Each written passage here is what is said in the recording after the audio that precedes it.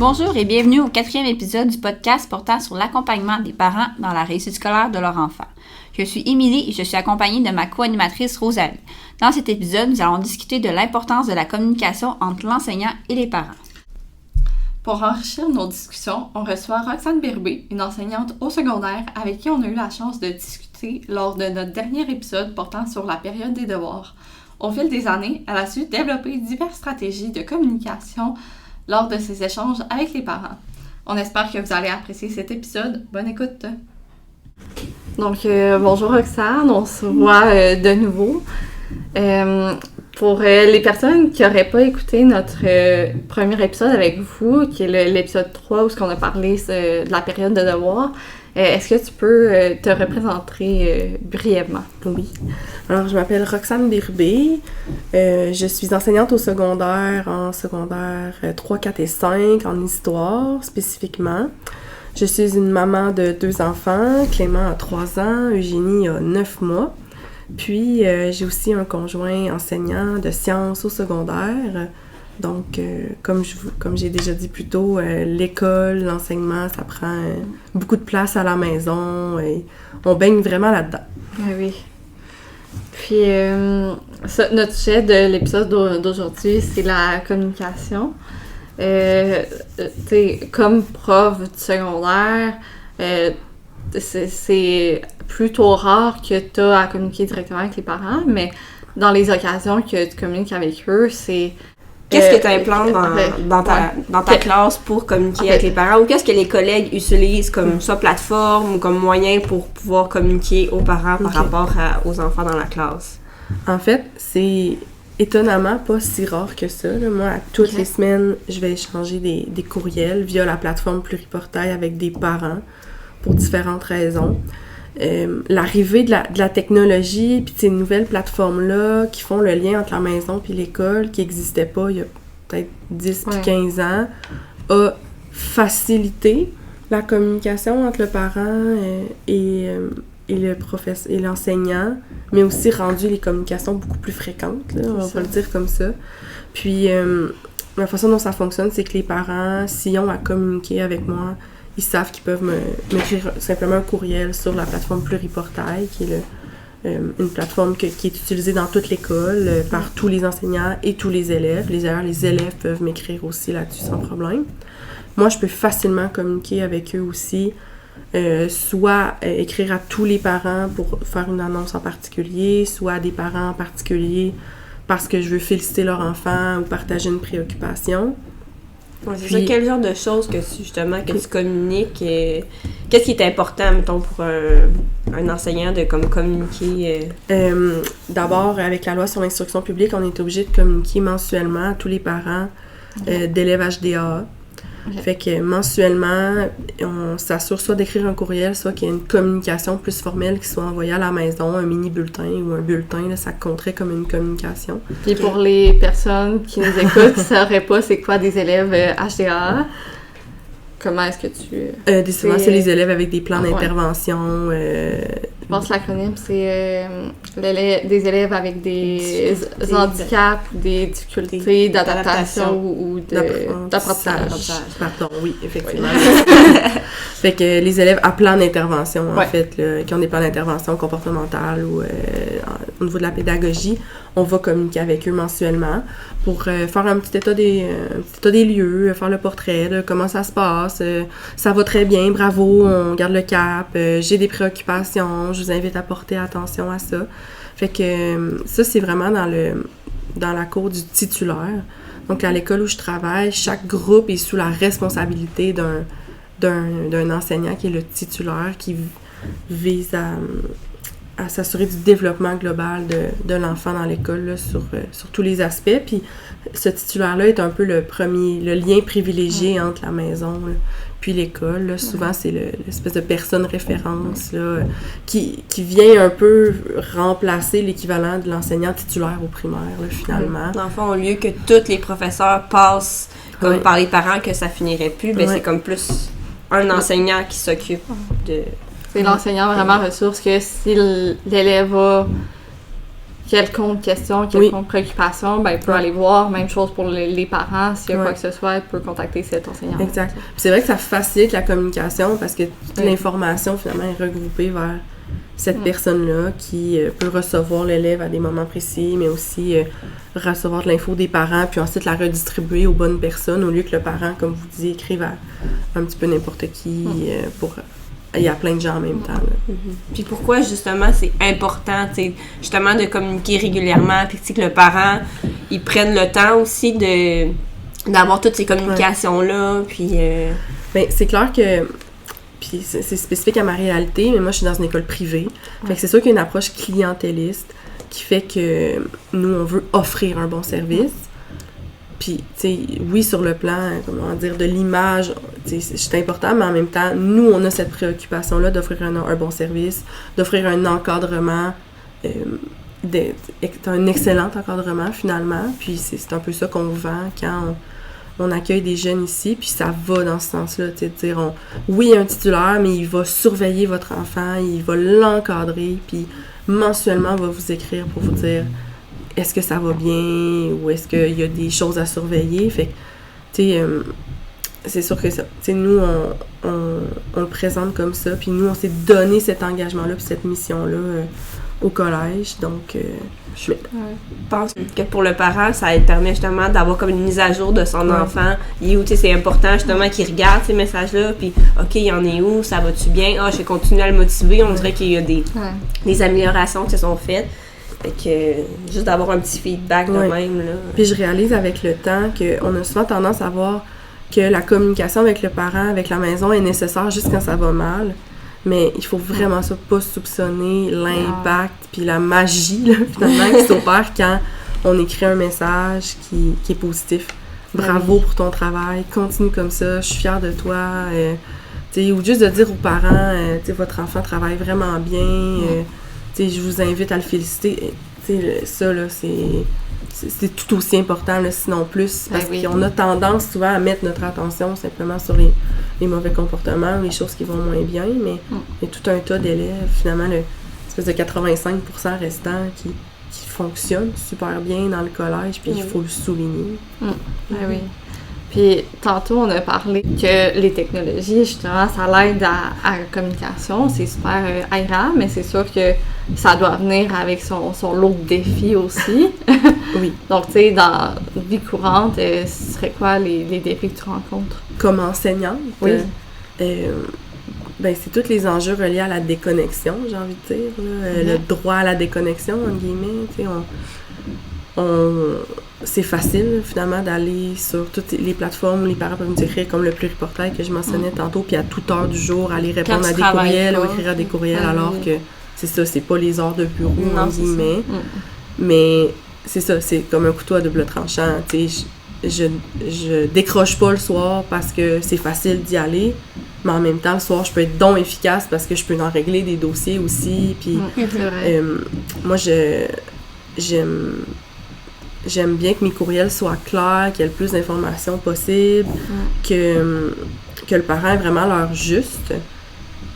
Puis d'écrire un courriel dans le brouhaha du quotidien alors qu'il y a 12 collègues autour de moi qui parlent puis qui travaillent. T'sais, des fois, je peux pas nécessairement me concentrer. Fait que le soir à la maison, c'est souvent un moment propice où je suis plus concentrée, je règle les dossiers du jour.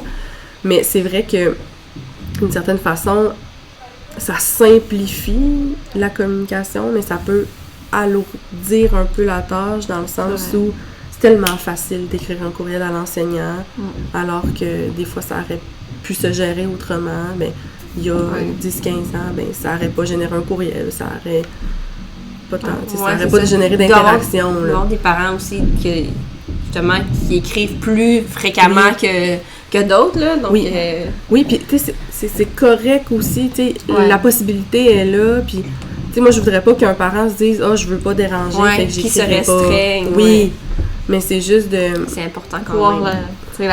Avoir une certaine balance, tu sais, de pas attendre une réponse dans la prochaine heure rendue à 8h le soir, ou tu sais, de envoyer 36 courriels dans la semaine, ok, peut-être pas, mais en même temps, faut pas se gêner non plus pour poser nos questions, pour C'est ça. aller chercher. Mais tu sais, ces enjeux-là dont on parle, ils sont propres à d'autres milieux de travail. C'est sûr.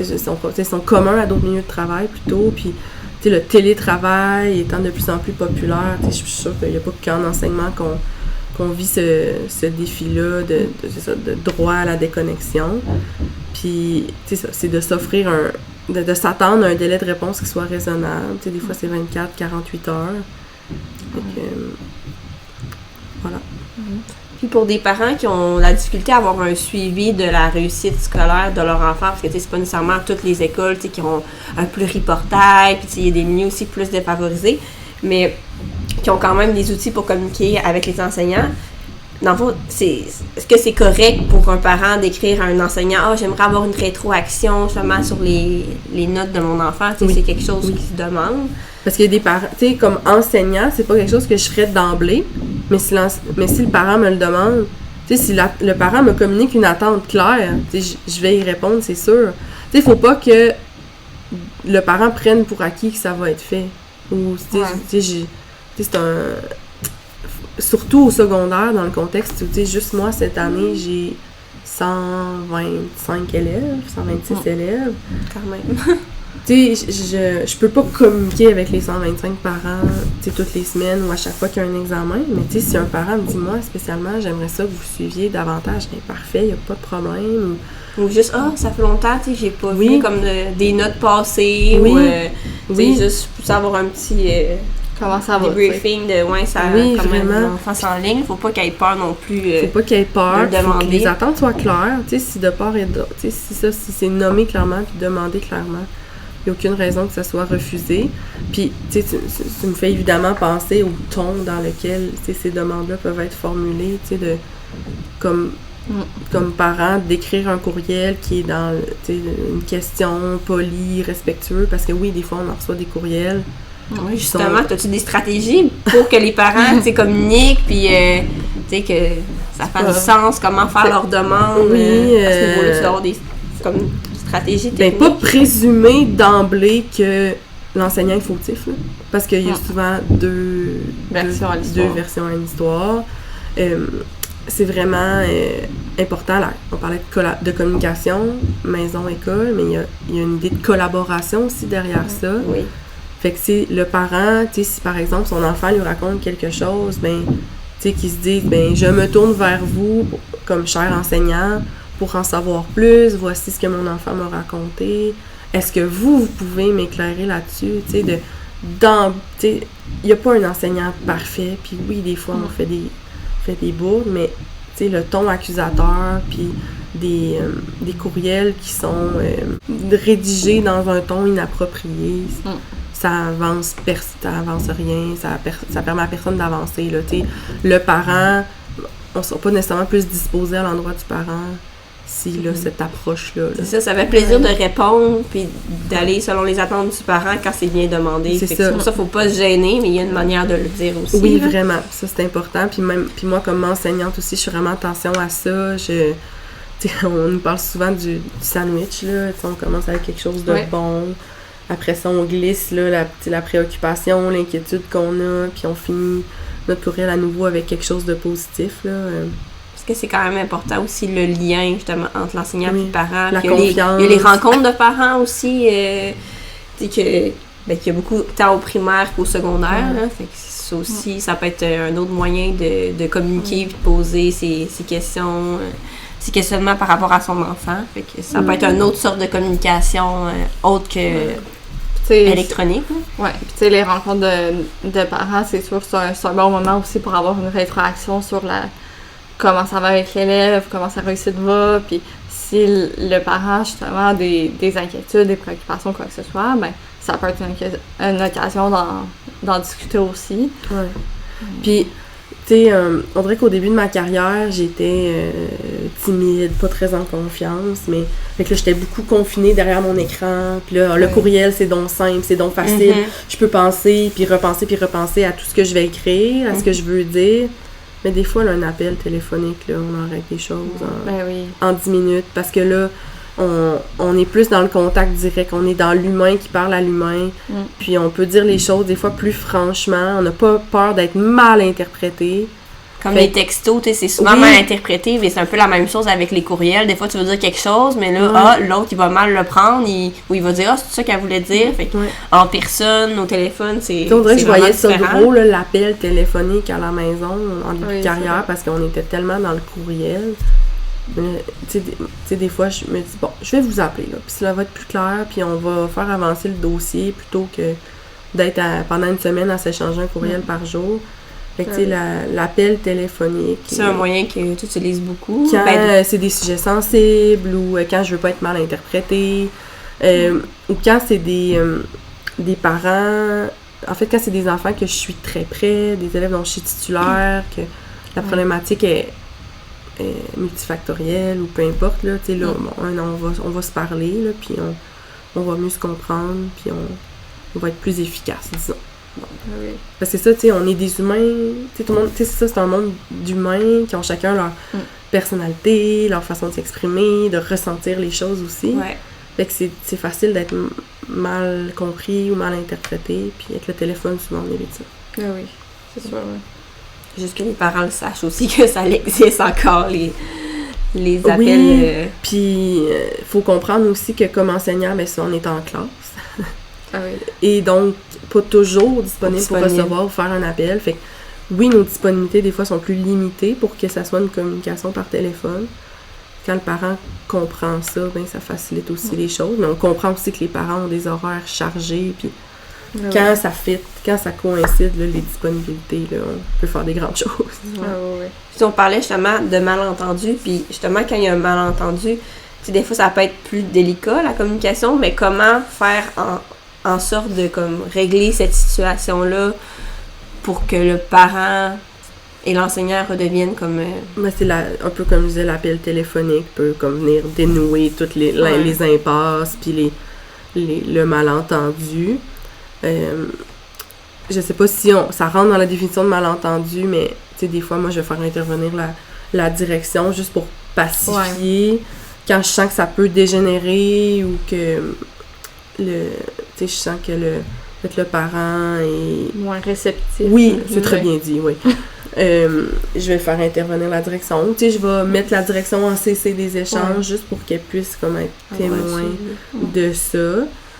Fait que tu sais, comme parent, de voir que la direction est en CC, ben, ça veut dire que il y a une importance accordée à l'échange aussi, là. Fait que, tu sais, c'est pas parce que je veux me protéger ou dénoncer, c'est juste que je trouve ça important, mais j'ai besoin d'aide pour régler la situation, fait que je vais chercher de l'aide, notamment de mes supérieurs, puis parce que c'est ça, je veux bien faire, ultimement. Oui, c'est sûr. Puis est-ce que tu as des contacts au primaire? Est-ce que tu sais si au primaire, c'est un peu comme la même chose ou... Pas nécessairement, là, j'ai très peu vécu la réalité du primaire, je la connais pas. Je sais pas si au primaire, il y a davantage de contacts, mettons, entre l'enseignant et le parent qu'au secondaire. Mais ça reste tous les outils qu'on a nommés ou les manières de faire, ça reste tout applicable aussi. J'ai peut-être la perception, non pas comme enseignante, mais tu sais, j'ai des amis qui ont des enfants au primaire.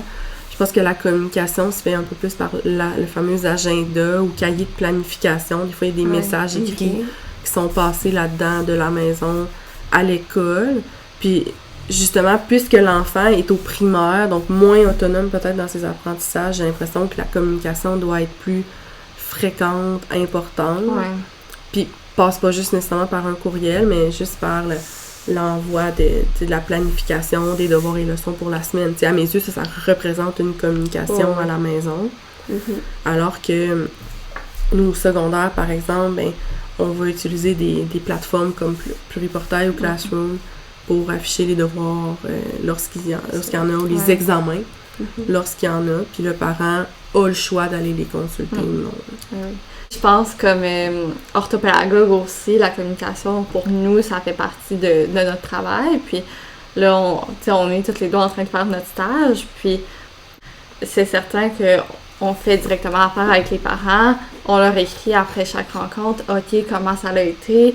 Ah, j'ai vu tel examen que l'enfant a fait, très bon, super bon, continuer comme ça, ou tu sais, juste un petit update qu'on fournit aux parents, puis en général, ils sont toujours contents d'avoir une rétroaction de comment ça va avec l'enfant, même. Juste de dire aussi que t'es là pour les aider. T'sais, quand moi j'écris justement aux parents, genre, c'est moi qui va m'occuper comme de votre enfant, mettons, en lecture. Mais les parents sont tout le temps contents d'apprendre ça. Genre, merci beaucoup pour ton suivi. Je sais qu'il va apprécier. L'aide. Ouais, l'aide, c'est ça. Ouais. Fait que. Puis, il y a plusieurs, quand même, métiers en lien avec l'éducation que c'est toujours pertinent d'avoir communication, là, que ce soit TES ou... Puis, tu sais, je pense que le parent, là-dessus, doit être un exemple pour son enfant. T'sais, on parlait plutôt de valoriser l'éducation puis le travail fait à l'école, mais je pense que autant on demande aux élèves de lire leurs messages puis de lire ce qu'on leur envoie sur Pluriportail ou Classroom, mais je pense que le parent aussi se doit de faire la même chose, de faire le même exercice, tu sais.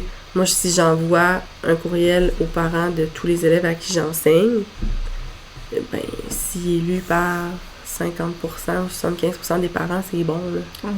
Fait que c'est pas tous les parents qui lisent tous les courriels. Ouais. Et là, ils peuvent répondre, puis ça serait, je pense, légitime de dire « mais on en reçoit tellement ». OK, d'accord, peut-être que, justement, la facilité d'envoyer un courriel fait qu'on en envoie trop, ou que faudrait peut-être mieux colliger l'information, la rassembler avant de l'envoyer, mais je répète que, comme parent, je pense qu'on doit montrer l'exemple, puis lire assidûment, consulter nos courriels, puis l'enfant, je pense, va venir à faire la même chose.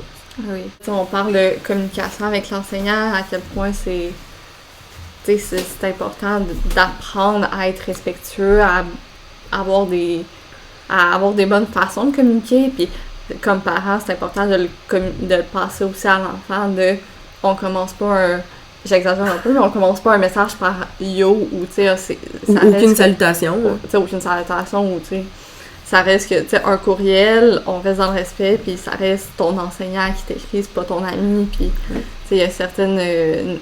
Il y a une forme, là. Une certaine forme que, pour un enfant qui a jamais écrit de courriel, c'est pas toujours intuitif, puis ça s'apprend, puis c'est sûr que un parent, ça est un bon modèle pour ça. Ouais. Puis quand on parle justement de l'implication des parents, en général, c'est que ce soit dans la période des devoirs ou autre, ben, juste de montrer comment justement écrire à son enseignant, ça peut être simple, hein, tu commences par écrire ça, ou de montrer à ton enfant que justement tu communiques avec son enseignant, ben c'est une autre manière de montrer que tu es impliqué dans sa vie scolaire, puis tu sais, que tu es là pour voir ses progrès, tout ça, c'est comme une autre manière de s'impliquer, de s'impliquer dans la réussite. Oui, vraiment. Tu sais, ça, c'est des apprentissages qu'on prend pour acquis, en disant, c'est évident qu'un courriel, tu commences par bonjour, tu finis par...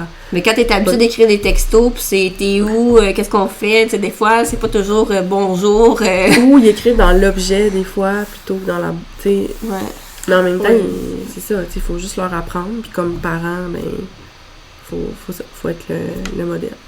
Quelque chose que j'ajouterais simplement, c'est que, tu sais, moi, j'adore la collaboration avec les parents. J'adore quand les parents nous partagent des informations, tu sais, qui nous aident finalement à mieux accompagner, à mieux comprendre leur enfant. Tu sais, je pense qu'il faut pas que le parent se gêne pour nous donner une information qui pourrait être sensible ou plus privée ou personnelle, mais qui nous aiderait à faire un peu de différenciation ou à adapter nos exigences en classe. Puis, tu sais, comme on le disait tantôt, on veut collaborer avec eux. Fait que moi, j'aime beaucoup le lien privilégié que je peux construire avec mes élèves, mais aussi avec leurs parents, parce que, tu sais, ultimement, on a en classe devant nous ce qu'ils ont de plus précieux. Là. Ouais. Puis, à la limite, ils les connaissent mieux que nous. Oh, oui. Ou on les connaît en tout cas différemment, là, mais on a besoin d'eux. On a besoin de leur information. Le parent connaît l'enfant, mais l'enseignant connaît l'élève. Oui. C'est quand même différent. Oui. Le fait d'échanger de l'information, ça permet une meilleure vision globale, un meilleur suivi, puis c'est essentiel, la communication école-maison. Tu sais, des fois, envoyer un petit courriel, par exemple une séparation de parents ou quelque chose du genre, ben juste écrire présentement, le contexte familial est un peu plus difficile, donc ça se peut que l'élève soit un peu plus distrait à l'école. Ben, tu sais, juste ça permet, comme enseignant, dire, OK, si l'élève est un peu moins là, c'est plus, on voit que c'est plus difficile, mais c'est possible de comprendre pourquoi, puis d'avoir l'explication derrière, c'est sûr, ça aide. Vraiment. Donc, c'est pas mal tout pour notre épisode. Donc, encore un gros merci pour ces 2 beaux épisodes, Roxane. Donc, on espère peut-être te revoir un jour, on sait jamais. peut-être dans notre milieu de travail. Oui. Donc, on espère encore les auditeurs que vous avez bien apprécié notre épisode.